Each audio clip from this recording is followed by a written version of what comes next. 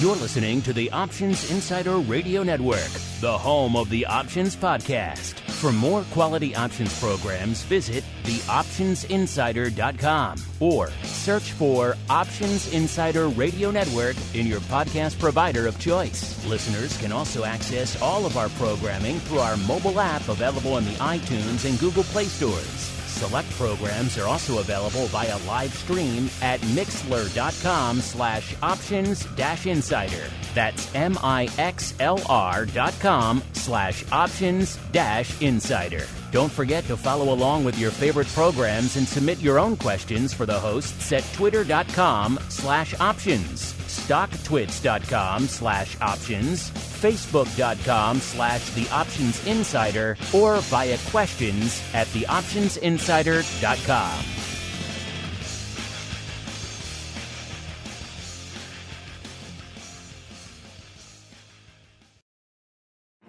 Bitcoin, Ether, Ripple, Litecoin, and more. Cryptocurrencies and other digital assets are taking the financial world by storm. This exploding market provides everything a savvy trader needs: volatility, volume, and liquidity. Provided you know how to find it. That's where we come in. Welcome to the Crypto Rundown. Each week, we'll break down the latest trading activity, trends, and developments on everything from coins to tokens, futures, and even OTC options. If it's moving the crypto markets, then you'll find it on the Crypto Rundown. This program is brought to you by Genesis Volatility, also known as GVol, home of institutional-grade crypto options analytics. Whether you're trading CeFi options or DeFi options, cryptocurrencies move. Use GVol Analytics to analyze implied volatility, model realized volatility, structure positions, and unlock alpha. For more information, visit gvol.io. That's GVOL.io.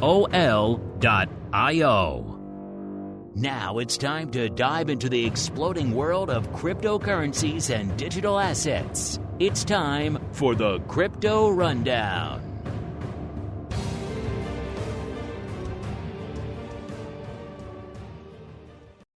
All right, everybody. That music means we are back once again on the Crypto Rundown, the program here on the Options Insider Radio Network, where we look a little bit farther afield than our traditional stomping grounds. Not talking VIX or SPY or Tesla or Apple options on this show. Nope. Looking at the old crypto markets. We talk Bitcoin, ETH, a whole bunch of other fun stuff. The volume, the volatility, the skew, the OI, and a whole bunch more. My name is Mark Longo from theoptionsinsider.com. As well as, of course, from the ever exciting, at least we tend to think so, Options Insider Radio Network. Reminding you, if you want to go above and beyond, you want to get more than just the content that's coming at you on the on-demand side, you want to join us for the exclusive content like Options Oddities and, of course, our great pro Q&As like the one coming up tomorrow with Mr. Scott Nations, as well as, of course, get access to live streams and giveaways, all sorts of fun. TheOptionsInsider.com/pro is the place to go to begin that journey to the dark side. And let's see who's joining us on the old program today. I'm pleased to be joined once again by old friend, Mr. Bill Ulivieri from Cenacle Capital Management, a.k.a. the guy who's bridging the gap between traditional investments and digital assets. We just call him around here Mr. Bill. Mr. Bill, welcome back to the Crypto Rundown program, sir. Thank you, Mark, for having me. This is great to be back. All right. With the team assembled, let us dive right on into the Bitcoin breakdown. It's time to explore the latest trending activity, trends, and developments across the world's leading crypto market. It's time for the Bitcoin Breakdown. All right, everybody, welcome to the Bitcoin Breakdown, the portion of the show where we break down all the action in the world's leading digital asset. Yes, we're talking about the big dog, which is Bitcoin, which is kind of about the same size this week that it was last week. On the end of our last show, it was 23,968. And kicking off today's show, we're at a 24,100. So we're up a whopping 131 points from where it was this time last week. Had a little bit more of a range outside of our show-to-show metric. So it got as high as almost 25,000, 24,900 back on just last night, Sunday night. And then the low came after our show last week on Tuesday of 22,778. So a little bit wider range, but not the craziest week we've seen out there. Mr. Bill, it's been about a month since we've checked in with you out there. Obviously, since the last time we chatted with you, Bitcoin has had a bit of a resurgence, a bit, nothing huge, but nothing, it's not back below 20,000 either. So what are your thoughts on the price action we've seen on Bitcoin this week and indeed since the last time we chatted, sir? Well, Mark, I think I am more and more convinced that Bitcoin and other cryptocurrencies are to be considered risk on versus risk off. And if you look at these charts of Bitcoin, Ethereum, and the other cryptos, man, they are remarkably similar to IWM Russell 2000, QQQ, NASDAQ 100, S&P 500. It's absolutely astonishing to me that, I've gone from Bitcoin as digital gold to Bitcoin as risk on. It's technology. It's an asset class. So I'm excited to see the bounce in technology and growth as an asset class, just as I'm excited to see it in Ethereum and Bitcoin and all the other alt tokens. So I think it's really interesting. I just find it a great evolution over the last month because the market was way oversold, in the middle of June, just like Bitcoin was. And we've had a nice return to the middle of the bell curve. So things are pretty fair valued from my perspective. That seems to be what we're seeing out here on the vol front as well. By the way, all these analytics coming at you courtesy of our friends over there at Genesis Volatility, gvol.io. gvol.io, the place to go to kick the tires and light the fires. Listeners, if you did that, you would see that the current Bitcoin vol level is a little bit lower, actually a lot lower than it was this time last week. We were flirting with triple digits not too long ago in the teeth of the sell-off. We have since come down off those levels. Listeners, we continue to come down. Last week on the show, we were at about exactly a 70 in Bitcoin vol. This week, about 63 and a quarter. So down nearly 7 points yet again this week as Bitcoin vol continues to erode as we're in this gentle updrift with the kind of a quiet range. Of course, we are also recording this, listeners, right smack dab in the middle of August. The dog days of August, not usually known to be the most rock'em sock'em periods for the markets, usually tend to be pretty thin, pretty light. It's usually mid to late August and mid to late December, the two periods of the year where really you can count on not a lot going on. So we're seeing a little bit of that reflected out there. On the vol levels, our friend Mr. Simon Ho, his bit vol also reflecting a little bit of erosion out there as well. On our show last week, it was 79.3. Coming into the start of this week, 76. So the bit vol coming off as well. Let's get out to the skew because we were talking on the show last week. We thought maybe this might be the moment. It's been very negative for the better part of the last few months. Got extremely negative in the height of the sell-off, north of negative 25, which is just extremely negative skew. It has been since slowly clawing its way back towards positive. We thought maybe on the show this week we would get there. Not quite. It was a negative 2 3/4 on the show last week.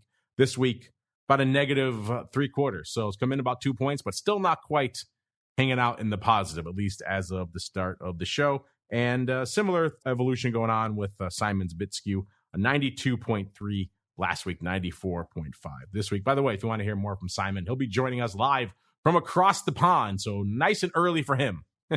Far across the pond from Australia on Volatility Views this week. We'll be talking more about his volatility products out there, but maybe we'll get a question or two in about all things crypto as well. Bill, watching Bitcoin vol of late has been kind of interesting. You mentioned digital gold earlier, and, I've often made the analogy myself from a vol perspective that Bitcoin tends to act a lot like a precious metal. We could see sparks of life in the vol. It could certainly surge north, but then if not much happens, it does tend to waste away and drift right back down. It tends to do so pretty quickly. So the spikes that we see out there tend to be pretty short-lived. Is that kind of what you see out there as well, Bill? That's maybe from a vol perspective, Bitcoin still acting a little bit like gold. Yeah, I absolutely agree. It kind of has that negative looking commodity skew, not like your standard, S&P 500 or equity option skew. Well, what happens, right? If the price of Bitcoin goes too low, like corn or like gold or other commodities, they're going to be creating and they're going to be creating less and less, right? So that downside is always attenuated. It's the upside explosion that people are always worried with. So I agree. Bitcoin is this hybrid of things, but at the same time, I think its price action is very similar to equity but its skew resembles to me more of that commodity type skew like gold that you had mentioned, Mark. I totally agree with that. Let's keep on rolling. Let's see if Bill and I will be simpatico the whole show, if we will come to verbal blows sometime during the program. We'll see. Mr. Bill's so nice. Hard to disagree with him here. But let's get out to the OI, see what we're looking at out there. And it wasn't a lot of evolution on the open interest front as well this week, listeners. It's still roughly 2-to-1 calls over puts from an OI perspective, and we're still pretty much hanging out that level this week as well. 130,000 calls open. That's up about 2,500, so up ever so slightly. The puts were at about 67,000, up about 1,000 this week. So not a huge evolution there. The ratio still holding firm right around 2-to-1. In terms of where you folks are lining up from an expiration perspective, where are you piling into the options right now? It's September leading the race with 67,300 contracts open. It's up about 6,000 from this time last week, followed by December at number 2, 52,400 contracts open there. It's up about 1,400 from last week. August bringing up the rear, only 38,000 contracts open. It's up about 3,500. So once again, we're seeing the quarterlies take the lead. The front contract kind of hanging out in the rear view mirror there. By the time we get to expiration, August could probably take the top spot. We'll see, at least knock December down to number 3. But again, it'll be short-lived once it rolls off the board. Then we'll be right back into the quarterlies with September leading the dance. In terms of OI, where you folks are lining up from a strike perspective, what are the top 5 size positions in Bitcoin options right now? Let's find out. Let's start at number 5. The 20,000 strike coming in, newcomer to the top 5 this week, followed by the 40,000 strike at number 4, 9,700 contracts open there. That's up a whopping 100 from this time last week, so pretty much unchanged. Number 3, the 20,000 strike, that has 10,000 contracts open. It's up about 1,400 from this time last week. Numero 2, we have the 30,000 strike, so getting a little bit more optimistic now, a little bit more outlandish. 10,200 contracts open. That's up about 500. And rounding out our list this week, the number 1 spot, the 25,000 strike, yet again, 14,800 contracts open. That's up about 800. So, Bill, in the past, certainly towards the end of last year, we saw a lot more, dare I say it, optimistic positioning out there. We were seeing, 30,000, 40,000, 60,000 strike. The 100,000 strike was open for size. But with the end of the year, a lot of that paper rolled off the board. And for all of 2022, we've seen a lot more, dare I say it, relevant strikes dominating our top 5. The 20,000 strike, the 30,000 strike, things that we're already kind of hanging out at. So kind of interesting. Have you noticed this change as well? And what are your thoughts on the newer positioning we're seeing out there in Bitcoin options these days, Bill? Oh, gosh. Well, you know what? I struggle to find a connection between the strike price open interest that we saw back before, like you said, up in the 60, 70, 80, $80,000 range. And the only thing I can think of is, again, those peaks that we saw in open interest and hopium of options upside potential, in Bitcoin, not all that different than the hopium that we saw in like the Catherine Wood ARC funds, the ETFs. Not that unusual to what we saw in all the technology names like Peloton, Zoom, DocuSign, Netflix, like all these technology companies with PE ratios that were approaching infinity, just like we saw in 01. And so I think we have, the bubble burst in optimism. And, when the tide rolls out, only do you get to see who's swimming naked. And I think we got caught up in the upside potential of Bitcoin. Maybe it was the flush of the flood of liquidity that came in from the Federal Reserve that drove all the asset classes up, right? We saw the 10-year bonds get down to like 0.6%, 0.7% in rates. We saw the SPOs, S&P, go up to like 4,800. The Qs, I'm not even quite sure what the high end of QQQ was about a year ago. So, I think what happened to Bitcoin is exactly what happened to the other kind of speculative asset class in technology. It's just, Moderna was trading $480 or $500 a share, and it fell to, the low 120s. Now it's back up again last I looked. But again, I just see Bitcoin suffering from the same thing all the other asset classes suffered from. So risk, Bitcoin's risk on, Mark. And I think we've come to our senses a little bit. We have come to our senses a little bit. I think I said 20,000 strike twice for the top 5. I think I meant the second one was the 45,000 strike listeners. So a lot of numbers flying fast and furious here on the show this week. Speaking of numbers, let's see what's going on from an overall volume perspective. It kind of was a quiet week. Like I said, we're kind of in the middle of August, not exactly known to be the most rock'em sock'em robots of weeks. The most active day was the 10th last week with nearly 15,000 contracts changing hands on Deribit, 14,800 to be precise. That's more than we saw in late July, but less than even last week. We saw 20,000 contracts going up.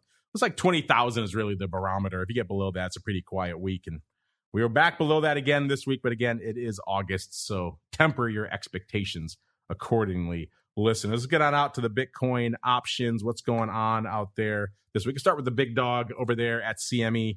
And, a decently active week, actually, all things considered. We saw 836 contracts changing hands last week. Doesn't sound like a lot. In most contracts, it would not be. But in these big 5X Bitcoin options that when they first launched were doing, 2 contracts a week, then maybe they got up to 20. Seeing nearly 1,000 going up in a week, that actually is a bit of a seismic shift for that contract, including nearly 190 going up on Friday alone. So a pretty active week. The OI is kind of right around 3,400 contracts, so that hasn't changed. But we are seeing more paper going up in the big Bitcoin options, which is at least a sign that someone or some funds are discovering these contracts. Of course, the fact that Bitcoin is substantially cheaper than it was earlier in the year also makes these contracts a little bit more attractive, a little bit more palatable than otherwise. When you're hanging out at 60,000 in Bitcoin, a 5X multiplier, that gets pretty pricey pretty quick for most people. Even most funds don't want to play at that point.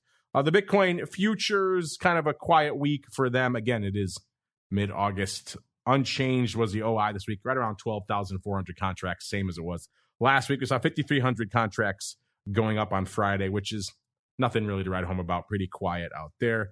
Let's get out to the Bitcoin, the micro Bitcoin futures and options, the overall micro suite out. That's where more of you, I think, are intrigued. More of you are probably going to play. We saw about 6,700 contracts going up on the futures side.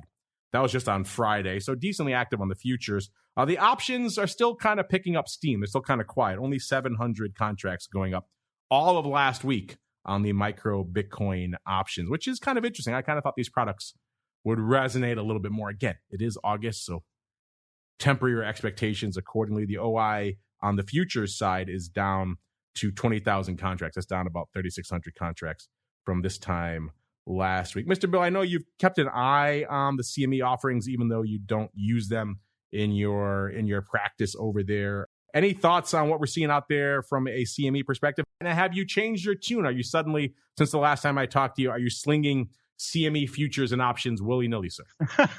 No, I haven't, Mark. Again, I'm a humble registered investment advisor. My clients don't really particularly like me swinging willy-nilly with their portfolios. But let's say that my focus hasn't been so much on mercantile products lately because Coinbase shares have been trading like crazy stuff. So my focus is I always like the next new shiny object, and Coinbase has been acquiring and taking my focus away from me, away from the mercantile and the other pure products. It's just some really interesting things going on out there. Massive pop out there on Coinbase since the last time we chatted, sir. For sure. Big move in that underlying stock as well. Speaking of big moves, let's see if we can find some out there in the altcoin universe.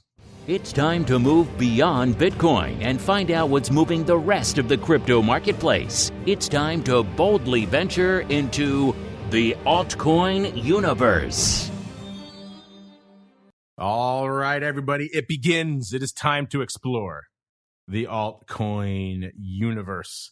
And let's kick things off, as we always do, breaking down the top 10 assets out there from a market cap perspective. And our old friend Doge managing to slip back into the list this week. It got kicked to the curb last week, but it's back. All you Doge diehards, you'll be happy.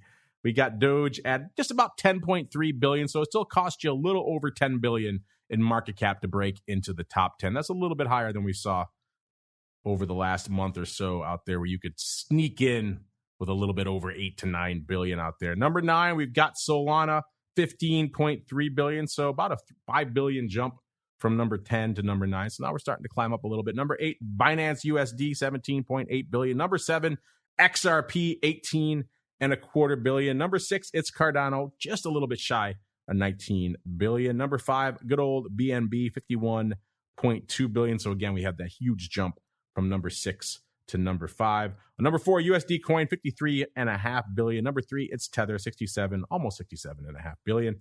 Numero due, it is ETH, 231.5 billion. And the big dog this week, looking a little bit bigger, 460 billion for Bitcoin. Let's get on out to the price action we've seen out there in ETH. And ETH has kind of been stealing the show over the last month. Bitcoin's been moving, but ETH has really been moving.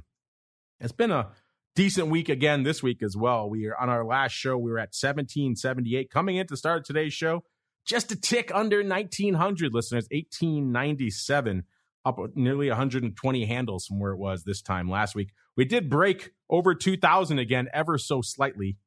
We got there to 2017. That was on Sunday. And on Tuesday, we were down at 1669. So quite the range for ETH on the week. Mr. Bill, I know when you're not looking at Bitcoin, you're keeping an eye on ETH. What was catching your eye out there in the price action this week, sir? Well, really interesting that, the Ethereum had a really good rally, as well as Ethereum Classic, which is kind of like Coke Classic, the original Ethereum chain. And so a lot of news about the merge, the new upgrade from, I guess you could say, proof of work status, proof of work to proof of stake, which is kind of like going from America, it's kind of like America Idol versus America's Got Talent. So in American Idol, you had 200 million or 150 million people vote during commercials for their favorite artist. With America's Got Talent, you've got 5 judges. So Ethereum is going to be going from proof of work, which is kind of like American Idol, where you have all these people in a decentralized community that are miners validating the network and doing all the proof of work to secure the network, to proof of stake, which is like America's Got Talent. You've got 5 judges or validators. Now, mind you, there's more than 5 people in the new proof of stake validator situation with Ethereum. But the more Ethereum you hold, the more voting rights you get.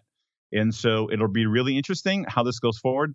If it's true that the new proof of stake for Ethereum can reduce energy usage by 99.95%, if it's true that creators that are minting non-fungible tokens and everything that is so expensive, the downside of Ethereum, the gas fees, if it can really be quote unquote cured and resolved with version 2.0 or the merge, then Ethereum is going to be an amazing token to hold on to. But we'll see what happens. I'm sure there's a couple of thousand hackers just waiting to exploit the jump from one bridge to the next. So we'll see how it goes.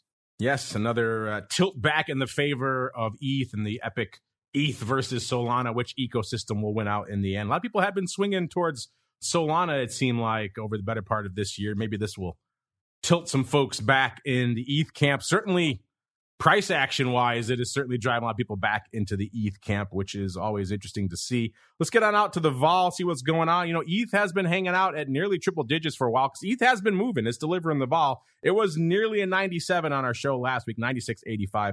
Coming into start of today's show, 88.70. So giving up some vol, but still pretty frothy out there. And again, it's merited. We had a pretty decent range out there for ETH over the course of the past week.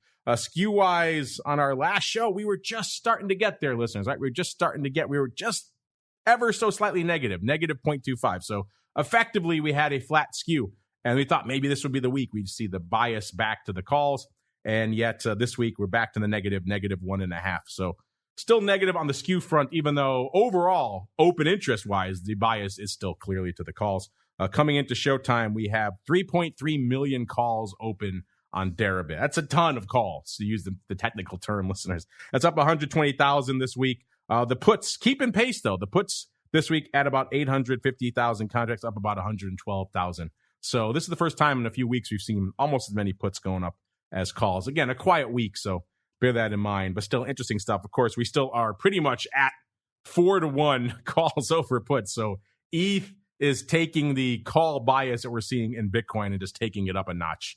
So forget 2-to-1, even 3-to-1. We're going 4-to-1 here for ETH. And it's been hanging out at that level for some time, which again reflects I think, some of the sentiment we're seeing out there right now. A decently active week, all things considered. So a little bit more paper going up in ETH this week than we saw in Bitcoin, which also we saw, I think, a little bit more impressive range out there in ETH this week, which is probably why we're seeing a little bit more paper out there. 433,000 contracts. That was the most active day on Deribit this week. That was back on the 10th. That was more than last week, 423,000, and then far more than we saw in late July. We saw days of just a couple 100,000 contracts going up. So a pretty active week, all things considered out there. Let's get on out to where you folks are lining up from an expiration and from a size position perspective. We'll start where you folks are lining up from an expiration perspective, and it's still December. In fact, it's all quarterlies again. You guys don't care about August in ETH, which is interesting because usually when something's whipping around like this, you want to have some narrow dated contracts, aka high gamma stuff. If you're not sure what that means, listeners, check out our Education Wednesday programming. So Options Bootcamp, Options Playbook Radio. They will get you up to speed. But this week, it's all about the quarterlies yet again. December number 1, 1.33 million contracts open in December. It's up about 30,000. September number 2, listeners, just broke 1 million this week. It's up 65,000 contracts from this time last week. And bringing up the rear is March with 859,000 contracts, up about 41,000 from this time last week. Let's see what the tie. We have a tie. Let's see what the size positions are for this week. And we do have a tie for the number 5/6 spot, listeners. That goes to the 4,500 and the 5,000 strikes, respectively. The 5,000 strike, a newcomer to the top 5. The 4,500 strike has 165,000 contracts open. In fact, they both do. That's up about 4,000 from this time last week. So the 4,500 and 5,000 strike, both tied for number 5 at 165,000 contracts each. Then we jump back a little bit to number 4 for the 2,500 strike. That has 207,000 contracts open. That's up 17,000 from this time last week. Number 3, you have the 3,500 strike. That has 333,000 contracts open. It's up about 6,000 from this time last week. Number 2, we have the 4,000 strike again, 388,000 contracts open there. It's unchanged from this time last week. And the number 1 size position out there in ETH yet again this week remains the 3,000 strike, 420,000 contracts open. It's up about 20,000. That's not much. Over the last couple of weeks, we've seen people really piling in to the 3,000 strike, particularly in December, getting out a little bit longer term. Not so much this week. Things seemed kind of quiet, at least on the 3,000 strike. Mr. Bill, any of that coming in as a surprise to you? The fact that we're seeing the vol still frothy, but kind of coming in a little bit. The skew kind of hanging out flat to somewhat negative, and the fact that folks out there in ETH are still 4-1 call crazy over puts, sir. Mark, I have to be honest with you. I generally take a cursory look at the futures world, and when you were telling me about this 4-1 relationship, call versus put in Ethereum, I mean, my jaw just about dropped. I really didn't know it was so high. And boy, that, you know what? I don't know what to say to that. I expected it to be the other way around. I expected the puts to be, way more than calls, because if the merge is unsuccessful, what does that mean for Ethereum? I have to process this. I have to be honest with you. I wish I had a perfect answer for you, but I'm caught off guard. I got to be honest with you. Throwing you curveballs here. That's what we do on the Crypto Rundown, yes. Mr. Bill, every few minutes here on the show. But yeah, it's been hanging out 4-1 or nearly that level for quite some time out there in ETH. Folks are just piling in to that upside, particularly over the last couple of weeks. We've seen a lot of people piling into that 3,000 level kind of across the board. So intriguing stuff. We'll keep an eye on that as we roll on out to see what's going on out there on the CME ETH front. The big ETH futures, so the heavy multiplier. We saw a little bit more paper going up out there, nearly 5,000 going up on Friday. It's nothing to sneeze at out there on the big ETH futures. The OI also ticking up about 1,000 this week to about 4,500. Let's get out to the micro side, though. That's where you folks are really starting to light things up. On the futures front, a pretty active week. 10,000 futures going up on the last trading day, which was Friday. But more scintillating for you folks. By the way, the OI on the futures is hanging out right around 45,000 contracts. It's down about 2,000, but still pretty frothy.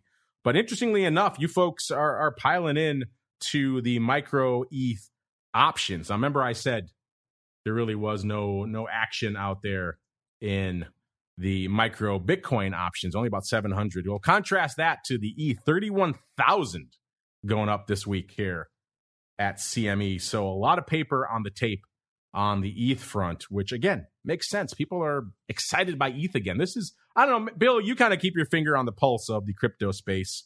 Does it seem to you like for a while this year, it seemed like the narrative was shifting away from ETH in favor of Solana? Do you think this new kind of ETH 2.0, is that changing the narrative a little bit? You're hearing it out there. Are folks starting to get optimistic about ETH again, or is it still kind of Solana taking up all the oxygen in the room, sir? Well, Ethereum definitely has that first mover adoption, and I really don't hear that much on the Solana front. I have to be honest with you. I gave a presentation recently on non-fungible tokens, and I think the best of all worlds will be if the ETH merge works well, and we're able to actually process all these transactions for next to nothing. Boy, I think Ethereum, Microsoft and all the big players are in Ethereum. I just can't imagine that Solana is going to kind of take first place over that. I mean, I guess it's possible, but Ethereum just has got that name recognition, and if this works, if it will be an amazing thing for curators and again, bringing in Web 3.0, right? Because we don't, developers don't want to keep changing tokens, quote unquote tokens or networks to, keep rolling out these things. Ethereum was designed to be an operating system so that everything operated perfectly around the globe simultaneously as designed. No more Apple Internet, iOS, no more Linux, Unix, Windows. Like Ethereum is like the operating system for the globe. And I just don't see how Solana is going to do that yet. They might, but I don't know.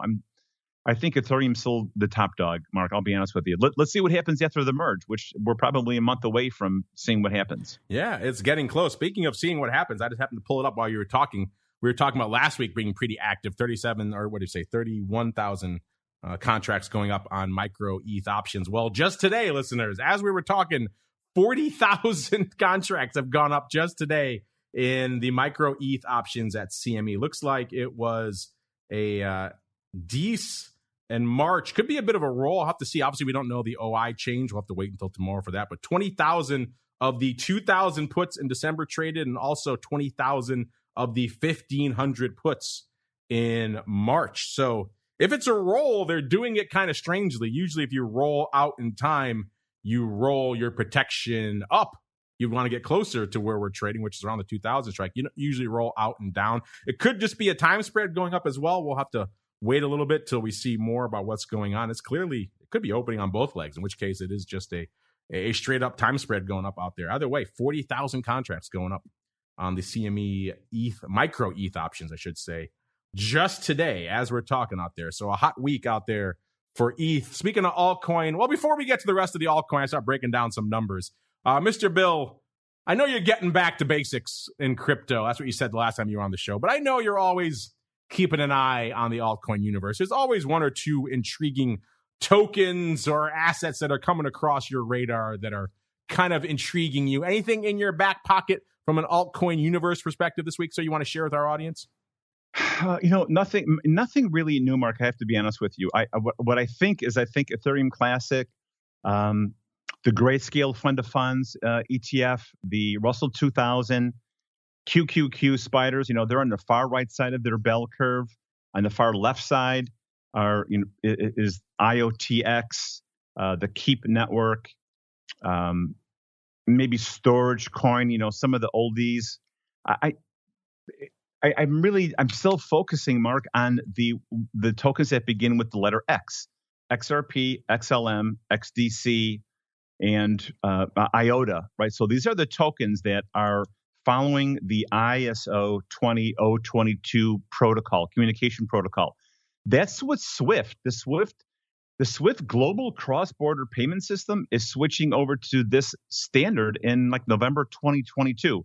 Now, I want your listeners to do their due diligence on that, but the rumor has it SWIFT payment systems moving over to ISO 20022, and so are like 5 other cryptocurrency tokens. So for me, I think we have to focus on there's big things happening in this world out there, right? More than just the Ethereums and Solanas and Doge and Shiba Inu, but to keep our eyes on the ball, to see what's going on outside the world, and even BlackRock. BlackRock's relationship now with Coinbase. BlackRock is a global asset manager. I mean, maybe Mark, I'm not saying, I'm just saying maybe global investment managers are going to be able to move money around globally using these X products, and at the same time having a dashboard managing all their equity, bond, real estate, and cryptocurrency holdings, like this massive global trading platform that also moves things around using the ISO standard. I mean, I'm trying to open up my mind to what the future is. And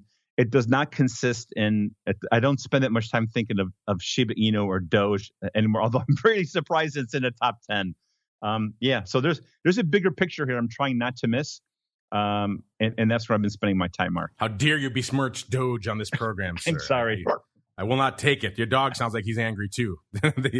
No love for the Doge out here. Our chat likes themselves a little bit of Shiba, at least. We'll get to that in a little bit. Let's do a rundown quickly of some of the other top assets out there in the altcoin universe, and we'll get some of your questions here on the show. Let's go out to Ripple first. One of the aforementioned X's that Mr. Bill is intrigued by coming into the start of today's show, a little bit north of 37 cents. It was 37.9 cents on the show last week, so down almost a full cent, not quite, over the course of the past week. XRP, it's kind of hard to get super excited about them until we have some sort of settlement once and for all on this whole deal with the SEC, and then we're off to the races one way or the other. Just got to wait to see what we've got in store for us. Our old friend Doge, up a wee bit. Oh, almost a full cent. It was 7.7 cents today. 6.9 cents last week. It's getting a little bit of a lift out there. Litecoin, 62 3/4 last show, 60 and about a third this week. So down over about 2.3 handles. So not every major crypto is up on the week, listeners. Cardano's getting a bit of a lift, though, this week. 53.2 cents last week, 56 cents even this week, up nearly 3 cents, about 2.7 cents over the course of the past week. Polkadot, 9 1/4 last week, 8.84 this week, down almost 40 cents on the week. Solana, 42.14 last week, 43.87 this week, up 1 3/4 over the course of the past week. We've been toying with adding Solana into the mix here on the show. Maybe we will. There's starting to be a little bit more of some options activity out there we can actually sink our teeth into. So maybe look to be an area we can start adding to the show in the future. And the much maligned Shiba Inu, it was a whopping 0.00012 last week. This week, 0.00016. Are the Shiba Lambos here? I don't know. Our chat will have to let us know. Speaking of our chat, let's get to some of them now. A little bit of the old crypto questions. You've got questions about crypto. Who doesn't? It's time to find out the answers to your crypto questions. All right, everybody. Welcome to the crypto questions. You guys know how to get at us, of course. Questions at theoptionsinsider.com, at options on most of the major social media platforms, or if you're one of our pro folks joining us in the live chat, you always get bumped to the top of the list. Just like Options Queen, she says Shiba looked up this week, so our chat should be happy. Yeah, I know a lot of Shiba hodlers hanging out there in the chat. No Lambos this week, but it's a tick, I suppose, in the right direction. Frank 1219 has a question for you, Bill. He says, has Bill warmed up to Bito since his last appearance? Is he trading it now? You know, last time you were on the show, Bill, I believe you and I chatted about Bito. You've always been a grayscale guy, but you said, I believe, you were going to investigate it a little bit more. How has that process gone? And Frank wants to know, have you warmed up to Bito since the last time you were on the show, sir? Well, yes, I have warmed up to Bito. Have I actually allocated client accounts to Bito? The answer is no, not yet. But I am, again, part of my hesitancy was to make sure that I did the due diligence for my clients. I always felt that it was important to, kind of go to the dance with the person that took me, right? And so Grayscale was the first mover in this area. And I know there's a lot of controversy over the net asset value, to premium issue. I still like what they're doing. I still follow them religiously. So Bito, yes. If I want, and I tell my clients this, I go, listen, we have options. We have, there's different ways we can get involved with Bitcoin. One is the Bitcoin exchange traded fund Bito. And then there's the Grayscale fund GBTC. And then there's their other funds like the large cap digital fund, or their the kind of like the fund to fund, the future of finance ETF. So I explain each one of the products and ETFs, the pluses and minuses, the features and benefits, the risks and reward potential, and I leave it up to the client to direct me in which one they would prefer their investment. And none of them so far have requested Bito. They have requested the GBTC. Why? Because of its discount to net asset value. And I don't know. I think everybody likes a bargain, right? And we believe, and they believe, like I do, that spread will narrow. And maybe it's going to take the next crypto bull market. Maybe it's going to have to take a settlement in a lawsuit, the SEC versus Grayscale people. And I think the SEC received more number of public comments on the Grayscale conversion issue than they've ever received in the history of the SEC. So let's see how it goes. I mean, we're still open-minded. I'm opening my mind to the different funds for sure. But right now we're still leaning heavily toward the Grayscale. And again, we're only talking about 3 or 4%, 5% max on the position for these clients. Only 1 or 2 of my clients are like, Bill, I own gold, and then here's X number of dollars. I want 100% in Bitcoin or GBTC or whatever it is. So that's their personal preference. They understand the risks involved. So that's where we're at. I leave it up to the clients to tell me how to direct their accounts, and that's what we do. There you go, Frank. Hope that answers your question. We'll get out of here on this fun comment here from J3 Dingle. He says, I hate crypto, so I never listened to this show. But I bet the recent episodes are/will be interesting! ! Yeah, they have been pretty interesting. Hopefully that's changed your tune, J3 Dingle. Hopefully you're going to hear this. Maybe you're listening to the show right now. If you're not listening to crypto, if you're not intrigued by all things crypto, there has been some action out there of late. You probably want to change your tune. Certainly a lot of price action over the last month. So if you're looking for a product that has some volatility, some volume, those are the 2 key things you need right there if you're a trader, right? You're looking for some of those 2 things, then crypto at least has got you covered. All right, everybody. That music means we've come to the end of another epic sojourn through the world of all things crypto. Before we go, Mr. Bill, do you have any thoughts from our friend here, J3 Dingo? Says he hates crypto, but he thinks things will be interesting. And then B, if folks want to check out what you have going on in the world of Cenacle Capital, where should they go? What should they do? Well, my only comment for J3 Dingle is, why do you hate crypto? I don't get that. On the next episode, let's find out. Let's field a question from Mr. Dingle. There you go. Find out why he hates it. But in terms of people wanting to get in touch with me, they can always visit our website at Cenacle Cap. That's CENACLE, cenaclecapital.com, or they can text the word blockchain to 22828. That's text the word blockchain to 22828 to get started. And and check out our newsletter. We've been a little bit slow to publish lately, but we're going to rededicate our efforts as we go forward, because we actually have a book in progress about estate planning, inheritance planning, and cryptocurrency. It's going to be designed for attorneys and estate planners. So we're looking forward to getting that out. It's going to be pushed to the editors pretty soon. So yeah, we've got a lot of interesting things going on. And of course, if they want their 401k, IRAs, or traditional investments managed by someone who is crypto friendly, then please give us a shout out. We'd love to have a conversation. There you go. Newly minted author soon to be, Mr. Bill here. We'll have to bring you back on, sir, when the book is out to get a little bit more of it. An in-depth discussion on it. It should be fun. In the meantime, listeners, you guys know where to find them. Cenacle Capital, CENACLE Capital is the place to go. Or give them a follow on Twitter at Cenacle Capital, all one word. You know where to go, listeners, to get access to all these analytics and a whole bunch more. Genesis Volatility is the place to go. gvol.io. Kick the tires and light the fires. Brand new coat of paint. Great new slogan. So much edge, you'll cut yourself. You want to check out what's going on with these crazy prints going on at CME. They have all that data and a whole bunch more, Deribit, everything else. gvol.io. We got to get on out of here, listeners. That's going to conclude our broadcast day for today. Back again tomorrow with your pro Q&A with Mr. Scott Nations, answering all your questions about all things volatility. Like we said, Wednesday schedule in terms of the live is a little bit fluid. We've got, I'm going to be heading out over to Dan's live mastermind class there at the SIBO, right down the street here from the studio.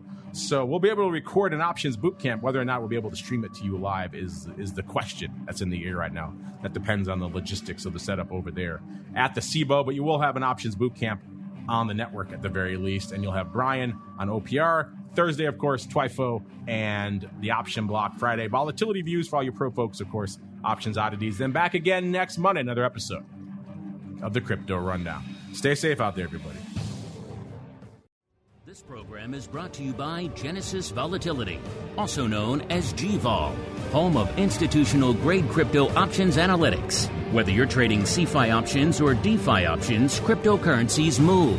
Use GVol Analytics to analyze implied volatility, model realized volatility, structure positions, and unlock alpha. For more information, visit gvol.io. That's GVOL.io.